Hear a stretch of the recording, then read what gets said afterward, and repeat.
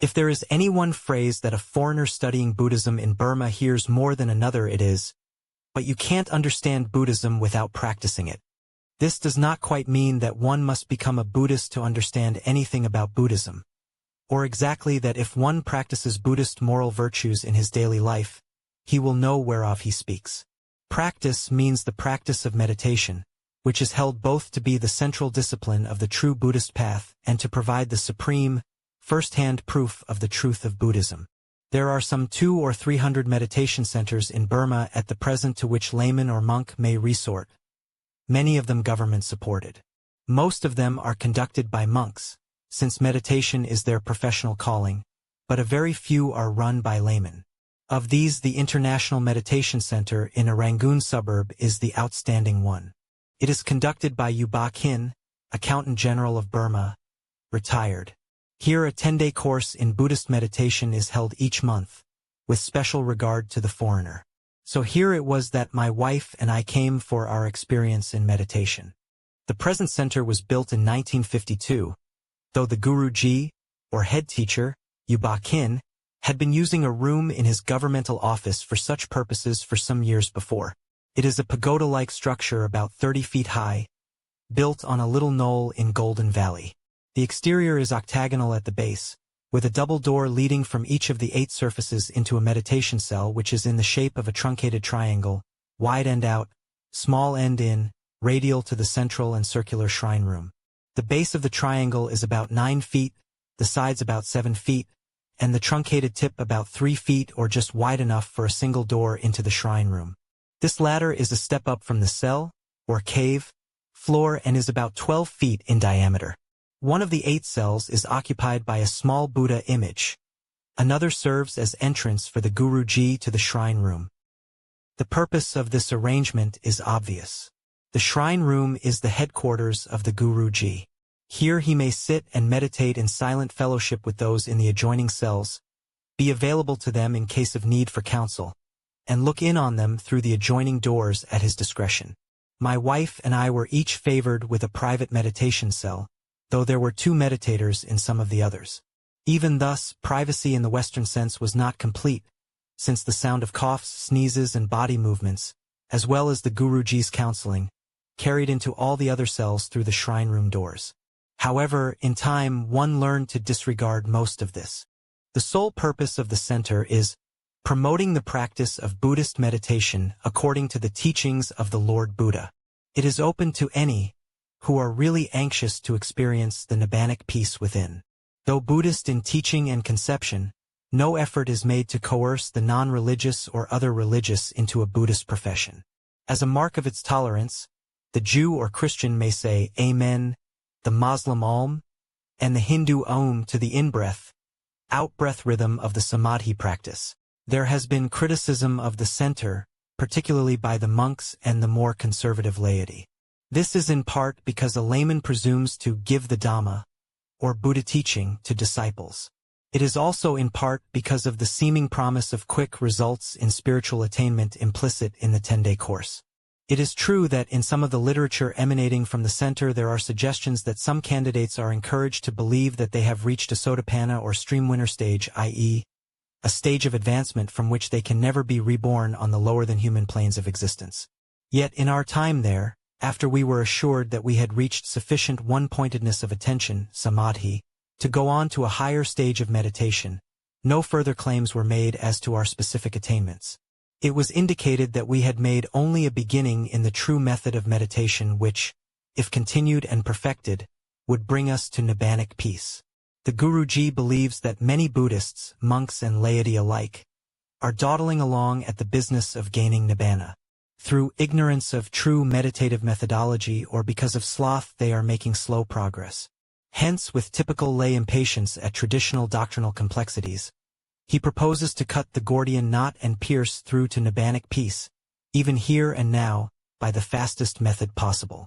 Though there are 40 traditional meditation subjects in Buddhism, and many methods in Burma, U Ba Khin believes that immediate intensive concentration on breath flow at the upper lip is the key to the most rapid attainment of the necessary one-pointedness of mind. At least 2 honored Sayadaws, senior monks, after hearing his version of giving the Dhamma and feeling his vibrations, i.e., his spiritual quality, have given him their blessing. The center and its work are entirely supported by voluntary contributions. No campaign is made for its support, though the Guruji is always willing to speak with enthusiasm of the work he carries on. And, quite unusual in Burmese Buddhism, no public credit is ever given in any way for gifts, except a business-like receipt to the individual donor. There is a devoted following of those who have experienced the benefits of meditation at the center, both physical and psychic. Among them are many prominent Burmese and not a few foreigners. The center is actually the projection of the personal life and faith of its founder, U Ba Khin, who is its director and Guruji also. He is now a vigorous man, just over 60, who, in addition to the center work, where he spends all his out-of-office hours during the courses, holds 2 major government responsibilities. By any standards, U Ba Khin is a remarkable man. A man of limited education and orphaned at an early age, yet he worked his way up to the accountant generalship. He is the father of a family of 8. As a person, he is a fascinating combination of worldly wisdom and ingenuousness, inner quiet and outward good humor, efficiency and gentleness, relaxedness and full self-control. The sacred and the comic are not mutually exclusive in his version of Buddhism, and hearing him relate the canonical Buddha stories, with contemporary asides and frequent salvos of throaty hes, is a memorable experience. The program of the center grew out of his own personal experience of inner peace and physical healing gained through meditation. Some 14 years ago he was afflicted with a cancerous growth on the bone and in the flesh immediately below his right eye.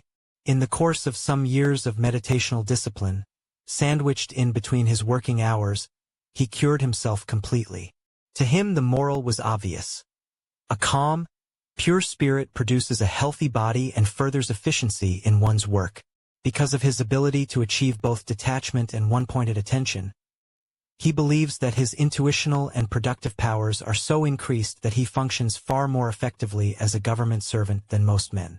Whether he is a kind of genius who makes his system work or whether he represents an important new type in Burmese Buddhism, the lay teacher who combines meditation and active work in a successful synthesis, it not yet clear in my mind. The daily schedule at the center is intended to produce the maximum amount of profitable meditation. To this end, it is strenuous but flexible, designed like a revival meeting to achieve a spiritual crisis and breakthrough in those who are ready for it. The pattern is as follows. Meditation 4:30 to 6:30 a.m. rest and breakfast 6:30 to 7:30 a.m. meditation 7:30 to 10:30 a.m. rest and lunch 10:30 a.m. to 12:30 p.m. meditation 12:30 to 5 o'clock p.m. rest 5 to 6 o'clock p.m. talk by Guruji 6 to 7 o'clock p.m. meditation 7 to 9 o'clock p.m. As Westerners and used to meditational methods we were given special consideration, since U Ba Khin believes that actual meditation, not a set pattern for it, is the essential. We each had a separate meditation cave and a private room with bath at opposite ends of the center compound. We ate our meals together in my wife's room, and we were allowed a light meal in the late afternoon, a privilege not given to our Burmese fellow meditators. Likewise, we could experiment with meditational postures till we found those that allowed the maximum amount of comfort compatible with meditation. I finally settled on 3 alternative methods. 1. Seated flat on a cushion, back against the wall, legs out straight in front on the floor, slightly separated and hands in lap. 2. Seated in an acute angle corner, feet together and drawn up near the buttocks, legs bent, spreading out on either side till they rested against the walls, clasped hands resting on the cushion near the feet. 3. Semi-reclining in a deck, lawn, chair. I tried to keep each position at least half an hour at a time. The whole pattern might be described as concentration without tension. The Western method of attention, said the Guruji, is concentration with tension on outward things. The Eastern is inner concentration within a context of relaxation, or as expressed in a canonical text, meditation with zestful ease. Hence we were allowed to exercise discretion. Aching muscles do not necessarily conduce to good meditation. They may indeed distract. If a position becomes intolerable or if his mind becomes dull or the meditator becomes sleepy, he should change position, lie down to rest, sleep a little or take a walk for 5 minutes. Only the person himself can hold himself to the meditative process, not a given position or pattern. We were urged to find the middle way of Buddhism between a sharp tight tension of mind and sloth. Gently but firmly, relaxedly but persistently, the meditator must focus his attention on the given subject till outside noises, wandering thoughts, and all other distractions sink into the background and one-pointedness of mind is at one's command. 3 levels of attainment are recognized in Buddhism. Sila, or external morality of the basic sort, is the first. On the first day we were all required to promise observation of the 5 precepts during our stay at the center. No killing of any living beings, mosquito nets and repellents were allowed. No lying, no stealing, no sexual intercourse, no drinking of intoxicants. In addition, the Burmese meditators ate no afternoon meal and slept on mats rather than beds. Sila thus being taken care of, we turned to the next stage called samadhi or concentration. The goal here was to achieve one-pointedness of mind. And our Guruji's method, one of the orthodox methods, is to concentrate the attention on the upper lip below the nostrils with only the thought in-breath, out-breath allowed. This thought, plus the thread of the physical awareness of breathing, is to be the total content of consciousness. As one pulls a bull with a ring in his nose, so he keeps steadily pulling his attention closer and closer to its object. U Ba Khin thinks that this is the logical point for meditative discipline to begin, where inner and outer worlds meet. He believes concentration here produces results much faster than the grosser methods. For 3 days and a half of meditation time, this was our sole occupation, to focus our attention on our breathing at the upper lip just below the nostrils. I found it best to close my eyes to avoid the eye distraction even of the bare unlighted cave, and I avoided using the deck chair during early morning or night periods lest I sleep. If his attention wanders to the outside noises, other parts of his body or miscellaneous thoughts, the meditator must turn his attention again and again to the given area. If his attention flags for the moment, he may begin to breathe rather vigorously and rapidly to renew the necessary central thread of physical sensation for anchoring the attention again. So it was that repeatedly one might hear a fellow meditator, like a little pump, breathing himself back to one-pointedness of mind. When the Guruji judges that his meditator has gained sufficient concentrative power, this through conversations with him, he is then turned toward the next stage, panya or wisdom. This third and highest stage is not gained at once. There are many degrees of it, but the highest degree of this highest state is the kind of insight which finally produces enlightenment. It is such a knowledge of reality as destroys all desire, save for nibbana, and finally produces nibbana itself. Many meditation masters take a long time to introduce their meditators to this stage, or better, to that kind of meditation which produces panya, namely Vipassanā.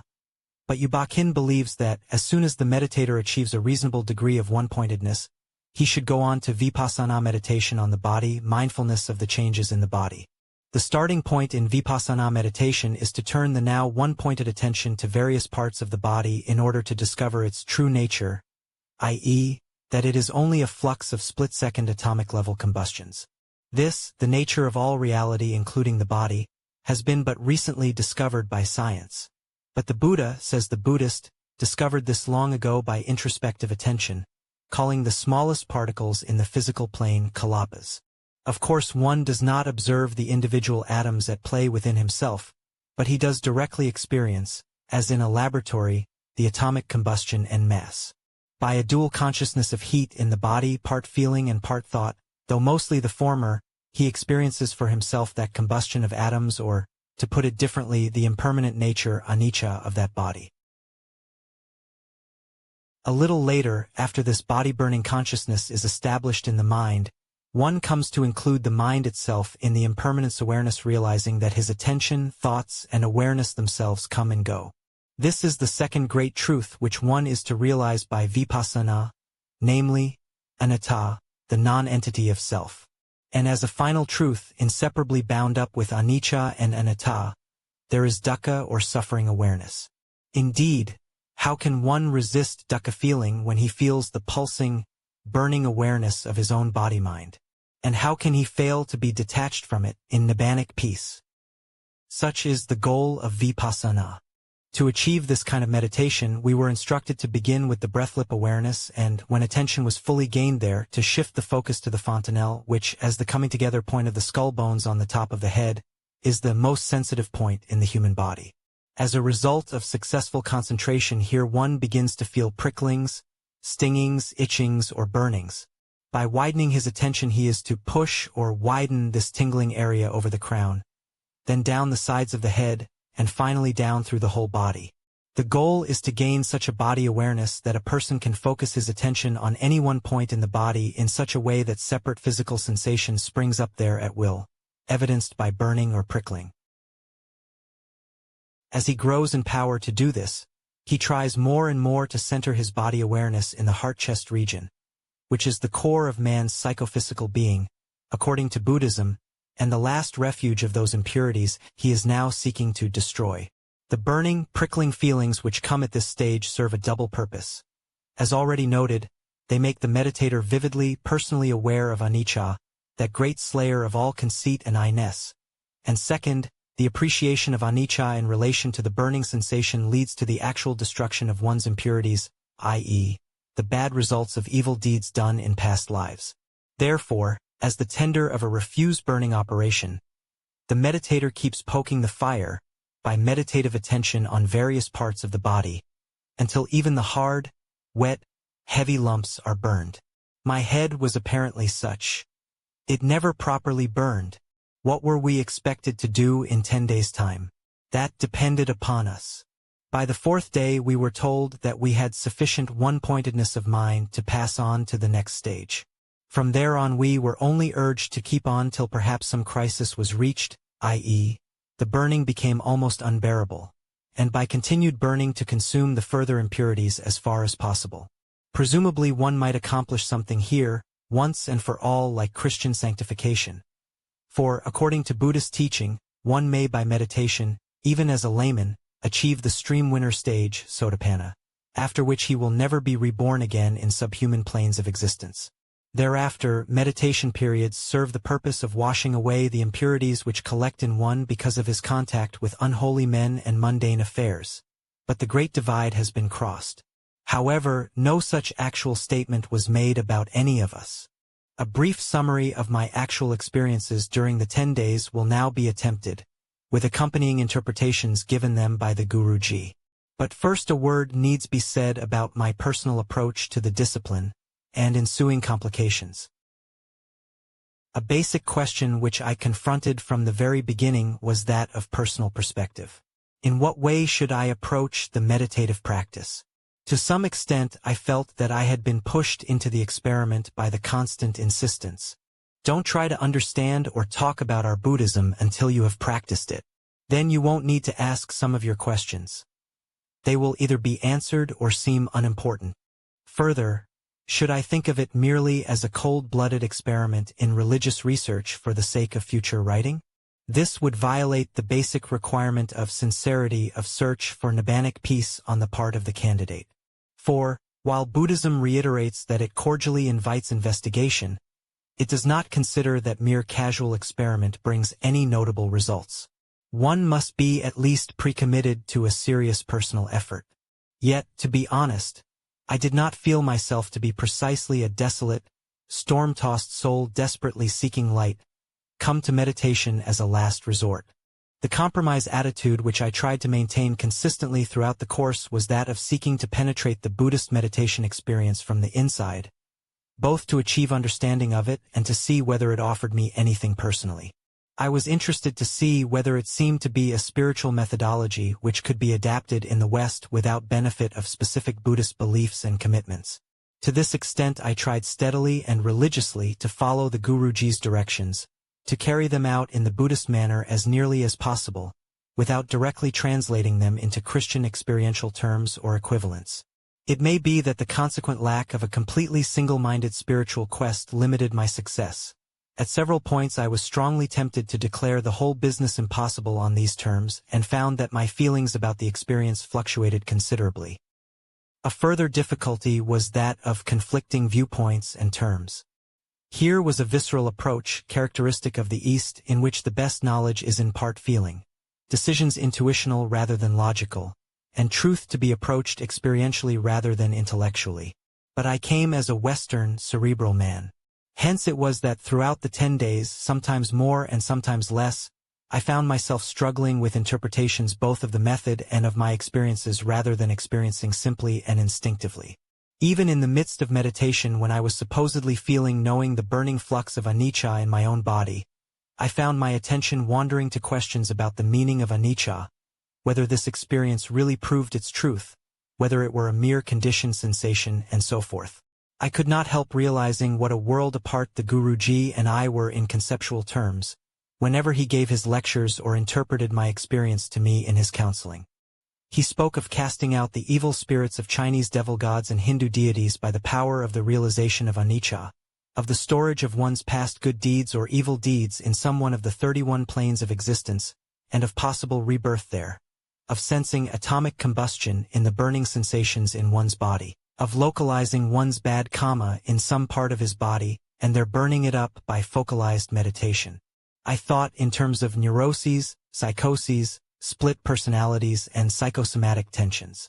The 31 planes were not a reality to me, or rebirth into one of them. Though I experienced lights and burnings, see below. To me they were not direct experiences of atomic combustion or absolute proof of anicca dukkha. I always had need of the Guruji to tell me what my experience signified, and it seemed that I must needs tack the label anicca rather artificially on certain feelings rather than finding its realization immediately therein. The experience itself I will deal with in terms of 4 periods by first describing each stage and then giving its interpretation by the Guruji U Ba Khin. First period, 3½ days.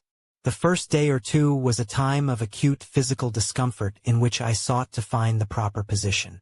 Likewise, there was great difficulty in holding the attention closely to the breath-lip focus. External noises in particular, bird calls, bells, coughs, voices, troubled me. Gradually they receded into the far-off background. If not actually unheard, they ceased to be distractive. Questions about the meaning of the method and my experience continually disturbed my concentration, however, and there were various specific occurrences. In the afternoon of the second day I had, for some minutes, a strongly felt sense of being above and beyond the stream of breaths, thoughts, and bodily pulsings going on within me.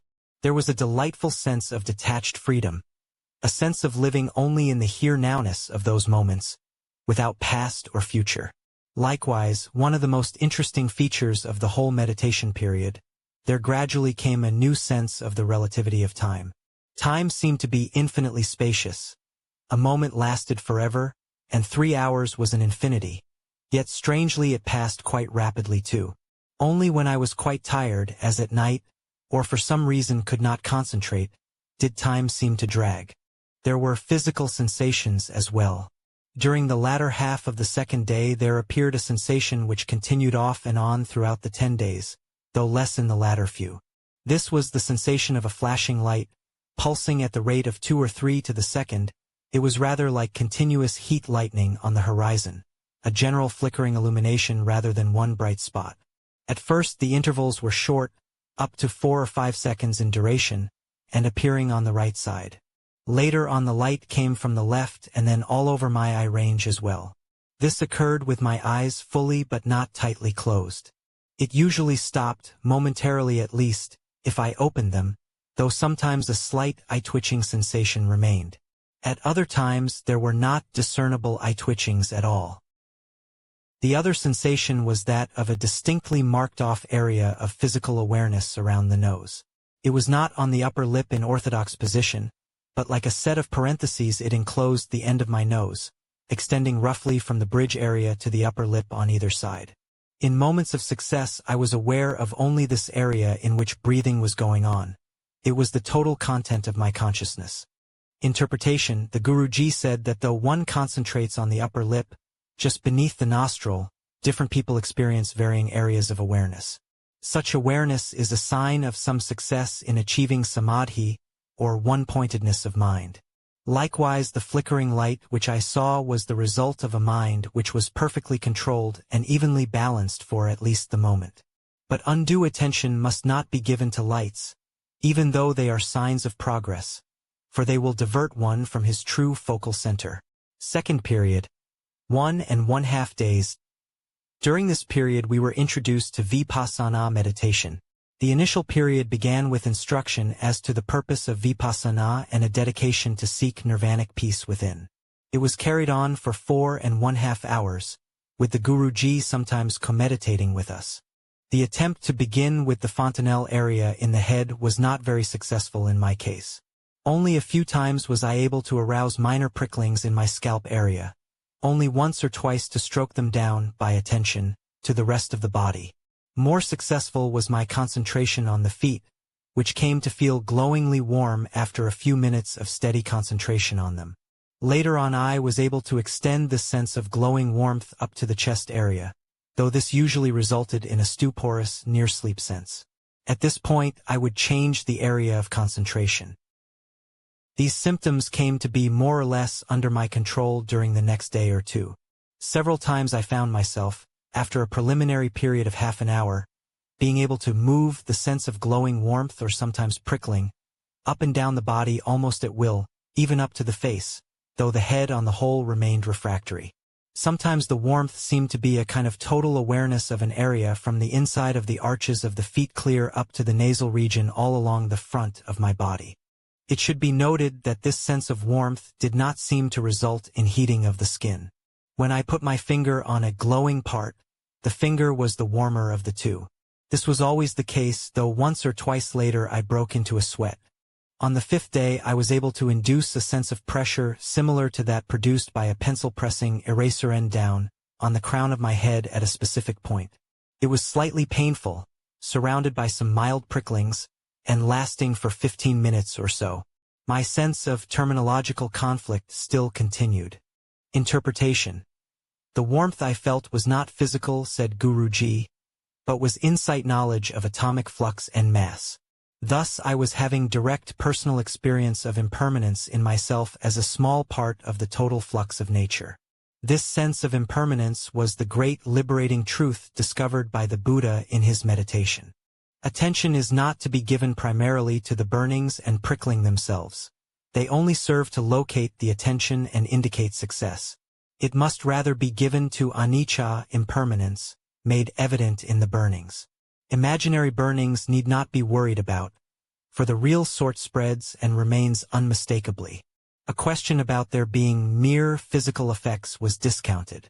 Third period, 6th day. The mood of this day was different from those before, though the instructions had not much changed. We were to continue concentrating on body awareness, trying to center it increasingly in the chest area. Likewise to keep in mind that even awareness itself is impermanent. We must not fear or restrain the burning, for burning indicates purification. The better mood came because I had finally shelved the vocabulary conflict, or at least de-emotionalized it. I would forget terminological differences and keep my attention on the business at hand. In the morning of the day, I had a passing but distinct impression for some minutes of a kind of repulsiveness about the throbbing, pulsing, grasping kind of awareness which makes up ordinary consciousness and life interest, and of the attractiveness of a pure, cool, impersonal consciousness above and beyond it. In the afternoon of this day, I experienced a kind of climax or crisis experience, with a somewhat similar though different experience on the 9th day. I had centered my concentration on the chest area, from which sensations of glowing warmth spread all the way down the inside of the legs to the arch of each foot, though the outer edge of the foot remained distinctly cool.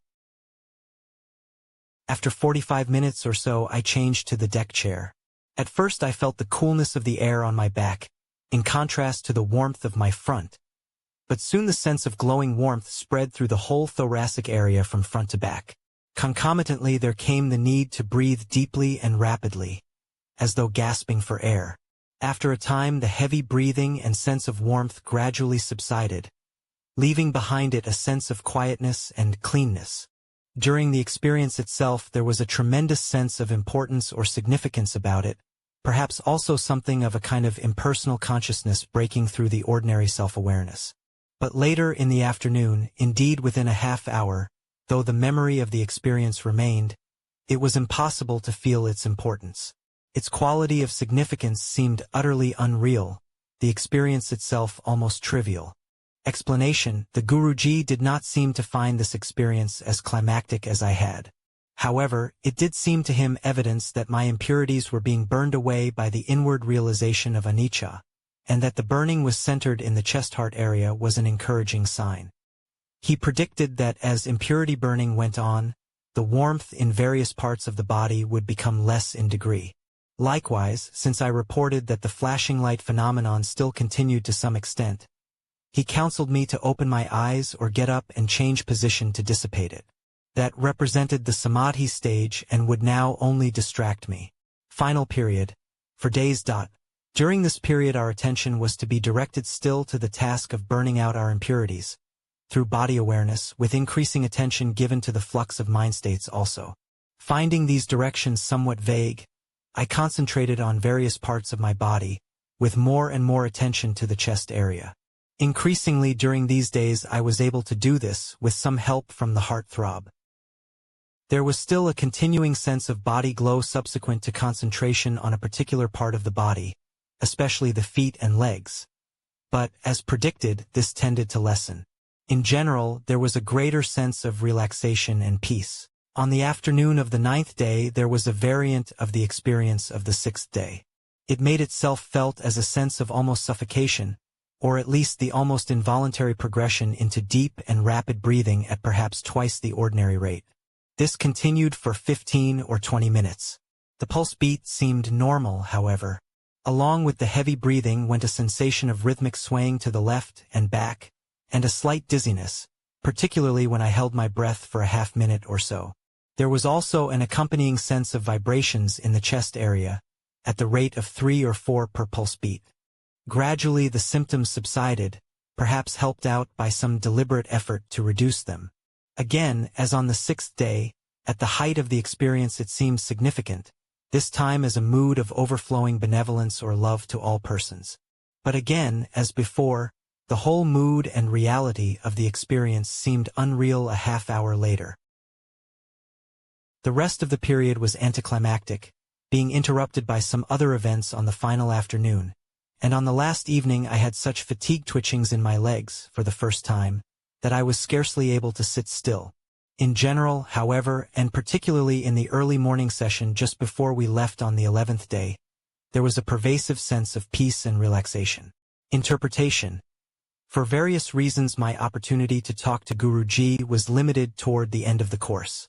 He said that the continuing sense of body glow indicated the continuing burning of impurities. Perhaps my feet tended to remain warmest because impurities often flow out through the feet. It was generally encouraging that I was able to concentrate my attention primarily in the heart-chest area, that center of man's life for both good and ill.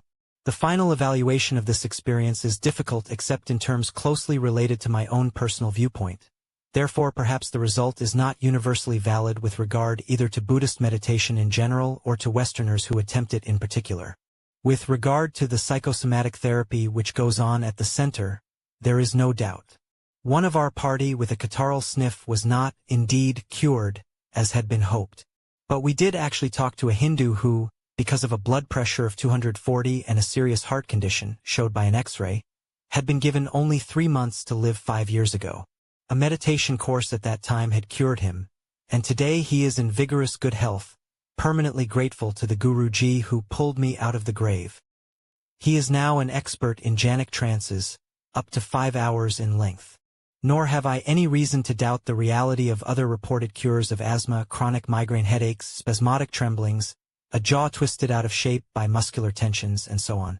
However important and impressive these cures seem, they are considered to be only byproducts of the main business of meditation. In this same connection it might be said that the East, whatever its terms, devil possession or impurities, appreciates the fact of the psychic nature of many ills better than the West. It may seem to the West that the East overappreciates the psychic, in fact, and too generally excludes the physical aspect of illness and physical means for its cure. Yet there is no doubt that meditation as practiced in the East is able to release much inner tension, perhaps even for the Westerner. The parallels between Buddhist and Christian religious experience particularly Christian mystic experience, are interesting.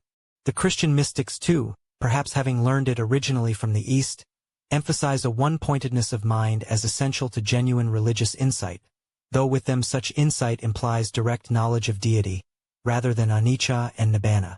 So likewise the Buddhist emphasis upon emptying the self of its illusory pretensions to permanence and importance, and using the resulting sense of impermanence to burn away impurities and stand alone before the unconditioned peace of nibbana, may find its analog in the Christian war against the self and the Christian mystic's effort to penetrate beyond the nameable or conditioned aspects of God into the unconditioned Godhead. The old man equals the deluded self, and the Christian new man is not unlike the one who is nearing enlightenment, or the knowledge of things as they are. And the resulting sense of calm and cool, i.e. experience of nibbanic peace in this life, is comparable to a Christian's deadness to the world and self-will. My wife especially felt this sense of experiential similarity, which goes much deeper than differing terminologies. This leads me to a suggestion which the Buddhist apologetic would find unwelcome, but which seems at least partially valid to me. Should not the great trio of concepts, anicca dukkha, impermanence, non-entity of self, dissatisfaction, be taken experientially rather than conceptually? Is not this their main significance? For dukkha this is indeed natural, since it is experiential rather than conceptual. But may not anicca be considered as the conceptual extension of the feeling one gets from body-burning consciousness? And anatta an implication of the fluctuating and dim self-awareness present when consciousness is reduced to a barest minimum of content. So likewise nibbana is the ultimate projection of the calm, coolness which ensues upon such experiences. It is the delight of the voided mind living in sheer here-nowness. Is it not when these experiential elements are hypostatized and hardened into dogmas concerning the metaphysical nature of reality and the self that they become difficult of comprehension and acceptance by a non-Buddhist, and perhaps less than fully fruitful, religiously speaking, to the Buddhist himself? Perhaps, however, this is a hen-egg situation. Can one have such an experience without such intellectual beliefs, even though the center makes an implicit claim that it has a method which proves itself, regardless of one's faith or lack of it? Also, I was urged by Buddhist friends, as noted, to find in meditation answers to my intellectual questionings. And some Western converts to Buddhism see in meditation a completely neutral and scientific method of insight which can be transported meaningfully to the West. It seems to me at this point that there are only two ways in which to make Buddhist meditation of maximum experiential value, and that both of these negate the presupposition that there is a neutral methodology which guarantees per se an experience of spiritual significance and brings to solution the intellectual difficulties attending Buddhist doctrine. One is to translate the Buddhist experience into the terms and emotional equivalents of one's own faith. This my wife did, and ironically was considered to have been more successful than I, who attempted such experience solely in terms of the method itself. But then this is not precisely a Buddhist experience which results, nor even a neutral one. On the other hand, one may approach meditation as a believing Buddhist to whom anicca, anatta, dukkha, nibbana are meaningful and feelingful terms. For I became aware that the higher reaches of knowledge are for Buddhists a kind of feeling. As realities already believed in, these terms become authentic and direct experiences of truth, when tied by the meditational method to certain sensations and feelings which the method is bound to produce. Because the doctrine is previously held true intellectually, it is certified by the ensuing experience achieved in its context. This situation explains my personal difficulty. Not that it was profitless. Quite the contrary. Such aloneness with oneself, whatever realities there be, is always of immense value personally. The likeness to some Christian experience is genuine, and I gained some insight perhaps into the interior Buddhist experience. Yet I was caught between the two possibly successful approaches, incapable of either. The path of finding Christian equivalents as I went along, I tried to avoid as a genuine researcher in Buddhist method. Yet, not being a Buddhist intellectually, the anicca dukkha methodology of spiritual purification was not natural to me. It never became an organic feeling-knowing experience for me as it does for the Buddhist. And certain psychophysical results, which the method almost automatically produces, did not therefore produce in me a deep feeling of religious reality. Hence, unless Westerners translate the Buddhist meditational technique into equivalent and meaningful terms in their own religious experience, or else become Buddhists, such a method is, at most, likely to produce a few psychosomatic effects, interesting in themselves and of instrumental value but of no great religious significance.